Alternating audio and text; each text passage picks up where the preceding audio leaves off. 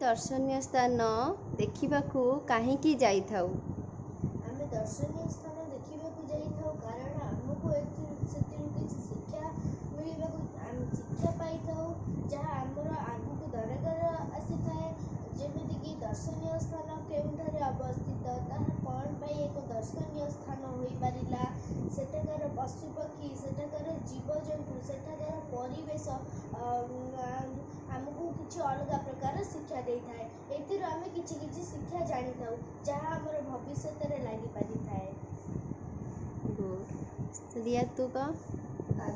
ଆମେ ଘରେ ବସି ବସି କ୍ଳାନ୍ତି ଲାଗିଲା, ଆମେ ଦର୍ଶନୀୟ ସ୍ଥାନ ବୁଲିବାକୁ ଯାଉ।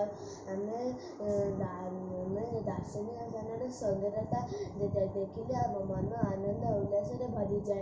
ଆମେ ଦର୍ଶନୀୟ ସ୍ଥାନର ପୁରାତନ କାଳର ଐତିହ୍ୟ ବିଷୟରେ ଆମେ ଜାଣିପାରୁ। ଦର୍ଶନୀୟ ସ୍ଥାନରୁ ଆମେ ବିଭିନ୍ନ କଥା ଜାଣିପାରିଥାଉ। ଦର୍ଶନୀୟ ସ୍ଥାନରୁ ଆମେ ଦର୍ଶନୀୟ ସ୍ଥାନରେ ଅବସ୍ଥିତ ପୁରୀ ବେଳାଭୂମି ଦେଖିପାରୁ। ଏଠାରେ ଥିବା ବିଭିନ୍ନ ପଶୁପକ୍ଷୀ ଦେଖିପାରୁ। ଆମେ ଦର୍ଶନୀୟ ସ୍ଥାନ ବୁଲିବାକୁ ଗଲେ ଆମେ ସେଥିରୁ ଆମେ ବିଭିନ୍ନ ଶିକ୍ଷା କଥା ଜାଣିପାରୁ, ଯାହା ଆମର ଭବିଷ୍ୟତରେ ଲାଗିପାରେ। ଆମେ ଦର୍ଶନୀୟ ସ୍ଥାନରେ ଥିବା ମନ୍ଦିରର କାରୁକାର୍ଯ୍ୟ ବିଷୟରେ ଆମେ ଜାଣିପାରିଥାଉ। ଆମର ଏଠାକାର ଜଳବାୟୁ ଓ ସେଠାକାର ଜଳବାୟୁ ଓ ସ୍ୱାସ୍ଥ୍ୟପଦ ବିଷୟରେ ଆମେ ଜାଣିପାରୁ।